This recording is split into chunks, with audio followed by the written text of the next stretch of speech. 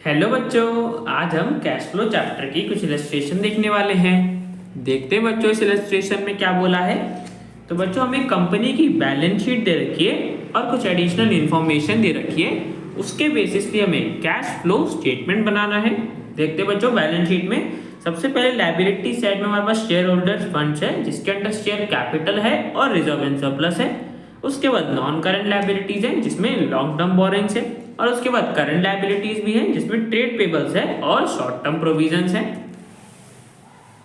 Asset side में बच्चों हमारे पास नॉन करंट एसेट है, जिसमें प्रॉपर्टी प्लांट एंड इक्विपमेंट है और इंटेंजिबल एसेट्स है। उसके बाद करंट एसेट्स भी है, जिसमें करंट इन्वेस्टमेंट है, इन्वेंट्री है और कैश एंड कैश इक्विवेलेंट्स है। उसके बाद बच्चों हमें नोट टू अकाउंट दे रखा है। इसमें पहला नोट रिजर्व एंड सरप्लस का है, जिसमें हमें सरप्लस का बैलेंस बता रखा है 2018 का और 2017 का। इसके बाद बच्चों लॉन्ग टर्म बोरोइंग्स का नोट है, जिसमें 8% डिबेंचर्स की वैल्यू बता रखी है। उसके बाद शॉर्ट टर्म प्रोविजन है, जिसमें प्रोविजन फॉर टैक्स है। और लास्ट में हमारे पास प्रॉपर्टी प्लांट एंड इक्विपमेंट का नोट है, जिसमें मशीनरी है और एक्यूमुलेटेड डेप्रिसिएशन के बारे में बता रखा है। उसके बाद देखो बच्चों एडिशनल इन्फॉर्मेशन में बोल रखा है फर्स्ट पॉइंट में कि ड्यूरिंग द ईयर एक मशीन थी जिसकी कॉस्ट थी 8 लाख रुपीज, उस पे टोटल एक्यूमुलेटेड डेप्रिसिएशन था 3,20,000 रुपीज का। उसे सोल्ड कर दिया गया 6,40,000 रुपीज में। सेकंड पॉइंट में जो बता रखा है कि डिबेंचर्स इशू करे गए थे 1 अप्रैल 2017 को। अब बच्चों हमें कैश फ्लो स्टेटमेंट बनाना है। तो सबसे पहले बच्चों हम अपना ऑपरेटिंग एक्टिविटीज से कैश फ्लो कैलकुलेट कर लेते हैं। तो बच्चों ऑपरेटिंग एक्टिविटीज में हमारे पास फर्स्ट स्टेप क्या होता है, net profit before tax and extraordinary item निकालना। वो बच्चों हम कैसे निकालते हैं, सरप्लस का डिफरेंस निकाल के। तो देखो बच्चों हमारे पास सरप्लस का क्लोजिंग बैलेंस दे रखा है 4 लाख, ओपनिंग बैलेंस दे रखा है 5 लाख। तो बच्चों इसका डिफरेंस निकाल लेते हैं अपने वर्किंग नोट में। तो देखो बच्चों क्लोजिंग में से हमने ओपनिंग वाले को माइनस कर दिया, तो हमारे पास 1 लाख नेगेटिव का आ गया डिफरेंस। अब देखो बच्चों याद करो हम इसमें ऐड क्या क्या करते थे। अगर बच्चों हमने प्रोविजन क्रिएट करी हो या डिविडेंड पे करा हो या जनरल रिजर्व में ट्रांसफर करा हो। अब बच्चों यहाँ पे देखो हमें प्रोविजन फॉर टैक्स का बारे में बता रखा था। तो बच्चों मैंने पहले ही बताया हुआ है ना कि जो प्रोविजन फॉर टैक्स का क्लोजिंग बैलेंस होता है वो होता है बच्चों कि हमने करंट ईयर में कितनी प्रोविजन क्रिएट करी टैक्स के लिए।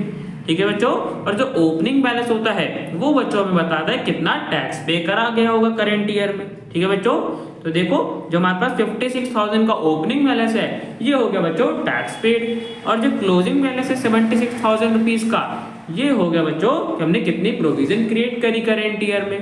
तो बच्चों देखो जो भी हम प्रोविजन क्रिएट करते हैं करंट ईयर में उसे बच्चों हमें ऐड करना होता है। बच्चों 76,000 की हमने प्रोविजन क्रिएट करी, इसे अब हम ऐड कर देंगे बिकॉज सरप्लस से ही करा होगा ना।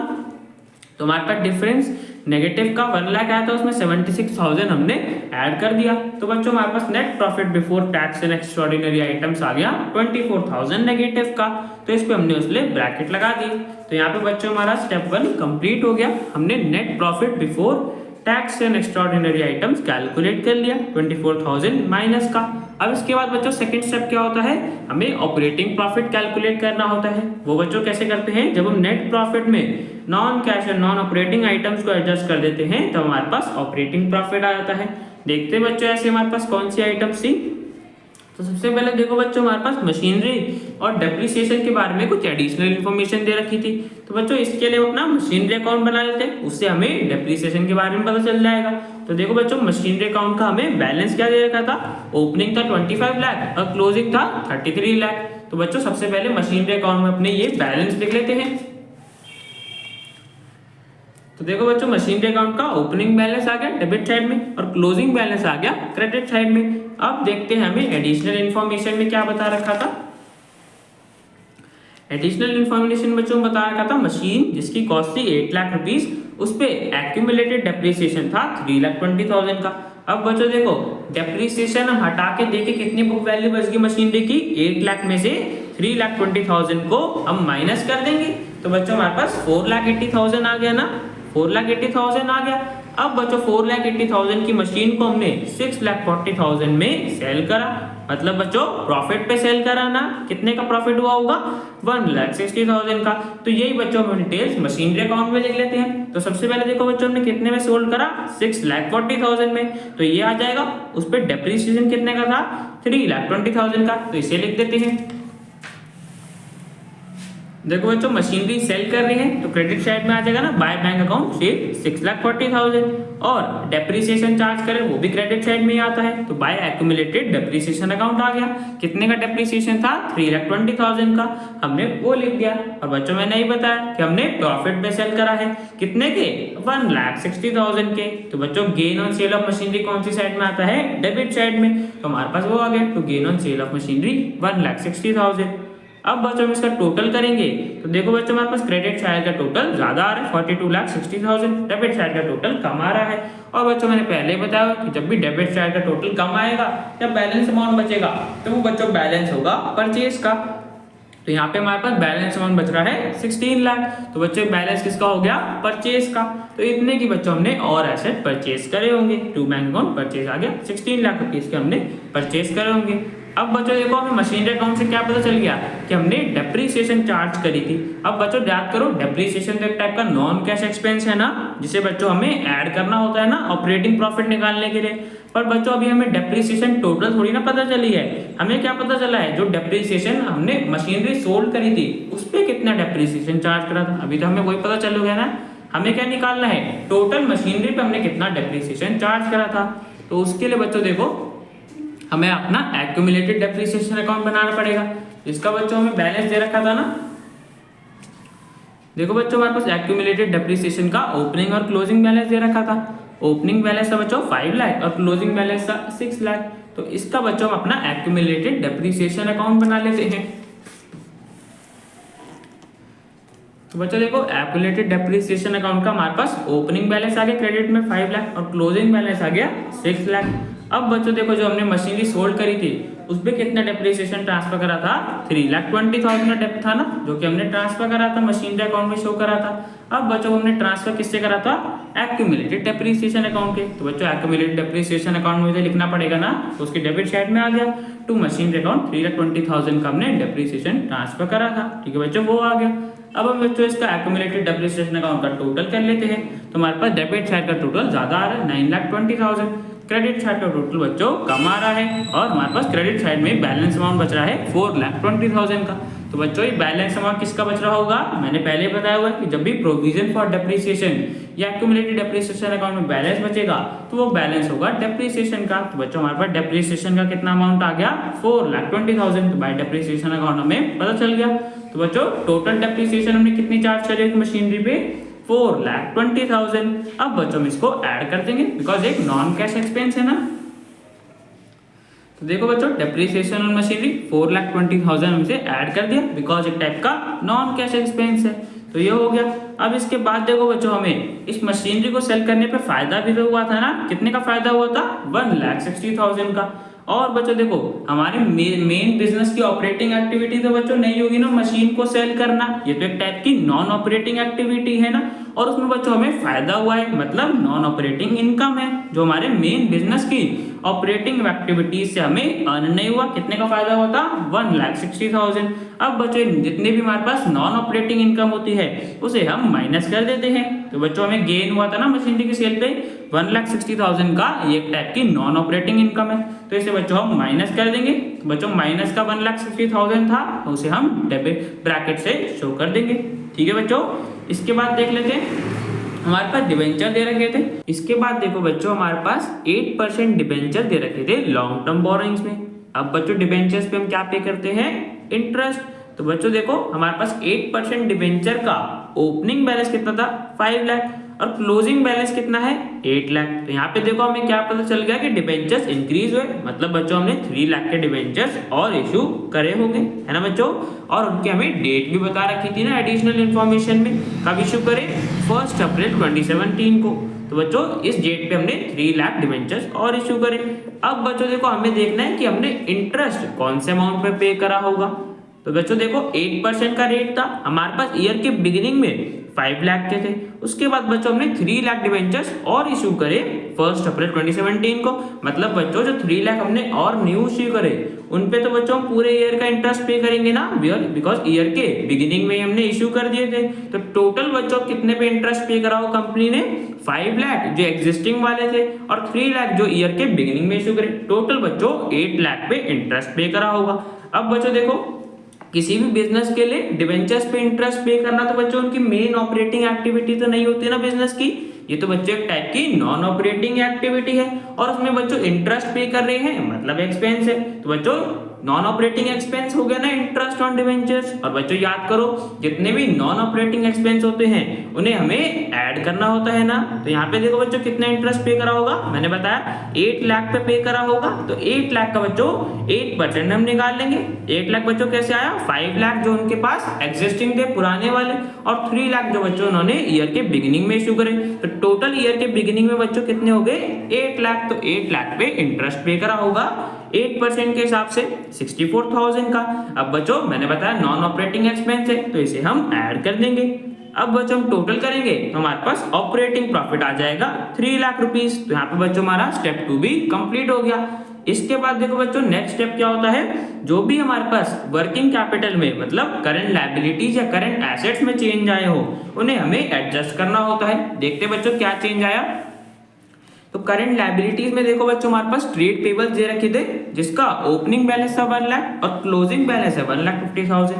तो यहाँ पे देखो बच्चों हमारी करंट लायबिलिटी इंक्रीज हो गई ना, कितने से 50,000 से इंक्रीज हो गई। और जब भी बच्चों करंट लायबिलिटी इंक्रीज होती है तो हमें ऐड करना होता है ना, तो इसको बच्चों हम ऐड कर देंगे। करंट लायबिलिटी हमारी इंक्रीज होगी ट्रेड पेबल्स तो 50,000 हमने ऐड कर दिया। इसके बाद देखो नेक्स्ट बच्चों करंट एसेट्स में देख लेते हैं। करंट एसेट में देखो बच्चों सबसे पहले हमारे पास करंट इन्वेस्टमेंट दे रखा था जो कि बच्चों मैंने पहले बताया हुआ है ये कैश एंड कैश इक्विवेलेंट्स के अंडर ही इंक्लूडेड होता है। इसके बाद देखो हमारे पास इन्वेंट्रीज था जिसका बच्चों ओपनिंग बैलेंस था 4 लाख और क्लोजिंग बैलेंस है 8 लाख। यहाँ पे देखो बच्चों हमारी इन्वेंट्री इंक्रीज होगी मतलब हमने इन्वेंट्री परचेज करी होगी। और जब भी बच्चों करंट एसेट इंक्रीज होते हैं तो हमें माइनस करना पड़ता है ना, कितने से बच्चों इंक्रीज हुई 4 लाख रुपीज से। तो बच्चों 4 लाख से हम माइनस कर देंगे, increase in current asset inventory हमारी बढ़ गई 4 लाख से। नेगेटिव का था बच्चों तो हमने इस पे ब्रैकेट लगा दिया। अब बच्चों में से सॉल्व करेंगे तो हमारे पास cash generated from operation before tax आ गया 50,000 माइनस का। अब बच्चों टैक्स के बारे में हमें बता रखा था ना, इसलिए अभी हमने पहले बिफोर टैक्स निकाला। देखो हमें प्रोविजन फॉर टैक्स दे रखा था जिसका बच्चों मैंने वीडियो के स्टार्टिंग में ही बताया था ना कि प्रोविजन फॉर टैक्स का जो ओपनिंग बैलेंस होता है वो होता है बच्चों टैक्स पेड का अमाउंट, कितना टैक्स पे करा गया होगा। तो यहाँ पे देखो बच्चों ओपनिंग बैलेंस कितना है 56,000, तो इतने का बच्चों इंटरेस्ट पे करा गया होगा।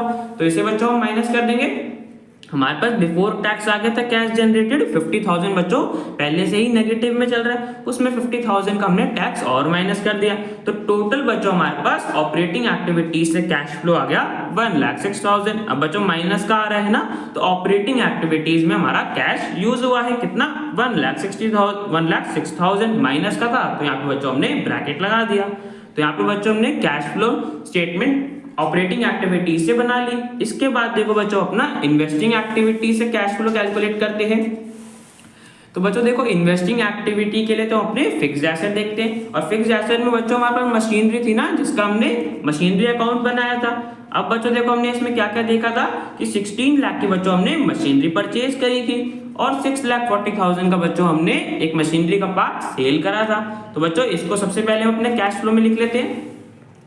तो देखो बच्चों जब हमने मशीनरी परचेज करी थी उससे बच्चों कैश का आउटफ्लो हुआ होगा ना, कैश गया होगा। 16 लाख की परचेज करी थी तो 16 लाख हमारे पास माइनस का आ जाएगा बिकॉज कैश का आउटफ्लो हुआ। अब बच्चों नेगेटिव का था तो हमने ब्रैकेट लगा दिए। इसके बाद देखो बच्चों जो हमने मशीनरी सेल करी थी उससे कैश का इनफ्लो हुआ, कैश हमें मिला होगा तो वो बच्चों उसे पॉजिटिव से शो कर दिया। 6,40,000 में हमने मशीनरी को सोल्ड करा था। ठीक है बच्चों, इसके बाद देख लेते हैं और क्या था हमारे पास फिक्स्ड एसेट में। तो फिक्स्ड एसेट में देखो बच्चों प्रॉपर्टी प्लांट एंड इक्विपमेंट था जिसमें हमने देख लिया मशीनरी था उसका हमने नोट कर लिया। उसके बाद देखो इंटेंजिबल एसेट्स भी थे जिसका बच्चों ओपनिंग बैलेंस था 7 लाख और क्लोजिंग बैलेंस है 8 लाख। तो यहाँ पे देखो बच्चों हमारे इंटेंजिबल एसेट इंक्रीज हो गए ना, मतलब बच्चों हमने एसेट और परचेज करे होंगे। कितने से इंक्रीज हुए 1 लाख से। तो बच्चों 1 लाख के हमने और इंटेंजिबल एसेट्स परचेज करे होंगे जिससे बच्चों क्या हुआ होगा कैश का आउटफ्लो। अब देखो बच्चों यहाँ पे बुक में कुछ मिस्टेक है, 1 लाख बच्चों अमाउंट आना चाहिए था ना, यहाँ पे इन्होंने गलती से 1,10,000 प्रिंट कर दिया। बट बच्चों यहाँ पे अमाउंट जो करेक्ट आएगा वो होगा 1 लाख माइनस का। तो इस पे बच्चों ब्रैकेट लगा देंगे बिकॉज कैश का आउटफ्लो होगा ना बच्चों परचेज करने में, तो 1 लाख नेगेटिव का आ जाएगा। अब बच्चों हम इसे सॉल्व करेंगे तो हमारे पास cash flow from investing activities आ गया 10,60,000 माइनस का, जो कि बच्चों हम ब्रैकेट लगा देंगे। ठीक है बच्चों, ये भी कैश यूज्ड इन होगा बिकॉज नेगेटिव का है ना बच्चों, कैश यूज हुआ होगा इन्वेस्टिंग एक्टिविटीज में। तो बच्चों हमने इन्वेस्टिंग एक्टिविटीज से भी कैश फ्लो कैलकुलेट कर लिया। इसके बाद देखो बच्चों नेक्स्ट अपना फाइनेंसिंग एक्टिविटीज से कर लेते हैं। तो बच्चों फाइनेंसिंग एक्टिविटी के लिए अपना शेयर कैपिटल और बोरोइंग्स देख लेते हैं। तो बच्चों देखो सबसे पहले शेयर कैपिटल का हमारे पास ओपनिंग बैलेंस कितना था 21 लाख और क्लोजिंग बैलेंस कितना है 30 लाख। तो यहाँ पे देखो बच्चों हमारा शेयर कैपिटल इंक्रीज हो गया, मतलब बच्चों हमने नए शेयर इशू करे होंगे। और जब बच्चों शेयर इशू करते हैं तो हमें कैश रिसीव होता है ना। तो बच्चों कितने शेयर यहाँ पे हमने इशू करे होंगे 9 लाख, बिकॉज 9 लाख से इंक्रीज हो गया। तो बच्चों 9 लाख का कैश का इनफ्लो हुआ होगा ना। तो देखो बच्चों आ जाएगा proceed from issue of share, share issue करके हमें 9 लाख रुपीज मिले होंगे, कैश का इनफ्लो है तो इसलिए बच्चों में इसे पॉजिटिव से शो कर देंगे। ठीक है बच्चों, इसके बाद देखो नेक्स्ट हमारे पास बोरोइंग्स में थे बच्चों, डिबेंचर्स थे ना, लॉन्ग टर्म बोरोइंग्स में हमने यहाँ पे देखा था 8% डिबेंचर्स थे जो कि बच्चों हमने इशू करे थे ना। कितने इशू करे थे 3 लाख और कब करे थे 1 अप्रैल 2017 को। तो बच्चों सिमिलरली डिबेंचर्स को भी इशू करके हमें कैश रिसीव हुआ होगा ना। कितने हमने इशू करे 3 लाख के, तो बच्चों 3 लाख रुपीज हमें रिसीव हुए होगा, मतलब कैश का इनफ्लो हुआ। तो इसे बच्चों हम पॉजिटिव से दिखा देंगे, proceed from issue of debenture 3 lakh positive का। ठीक है बच्चों, इसके बाद देखो बच्चों हमने जो डिबेंचर्स इशू करे थे उस पे इंटरेस्ट भी तो पे करा होगा ना, वो भी बच्चों फाइनेंसिंग एक्टिविटी के अंडर आता है ना। हमने बच्चों ऑपरेटिंग एक्टिविटी में कैलकुलेट करा था, कितने का बच्चों इंटरेस्ट पे करा था 64,000। तो इससे बच्चों कैश का आउटफ्लो हुआ होगा, तो इसे नेगेटिव से हम शो कर देंगे। तो हमने ब्रैकेट लगा दिया इंटरेस्ट पेड ऑन डिबेंचर्स। अब बच्चों में से सॉल्व करेंगे तो हमारे पास cash flow from financing activities आ गया 11,36,000। तो बच्चों हमने तीनों एक्टिविटीज से कैश फ्लो कैलकुलेट कर लिया। अब इसके बाद बच्चों फोर्थ स्टेप क्या होता है, जो हमारे पास तीनों एक्टिविटीज का कैश फ्लो आया होता है उसे हमें ऐड करना होता है। तो बच्चों तीनों एक्टिविटीज का हम कैश फ्लो ऐड कर देंगे। अब बच्चों देखो यहाँ पे हमारे पास आंसर माइनस में आ रहा है 30,000 माइनस का, तीनों एक्टिविटीज के कैश फ्लो को ऐड करने पे। तो देखो बच्चों यहाँ पे नेट इंक्रीज की जगह नेट डिक्रीज हो जाएगा।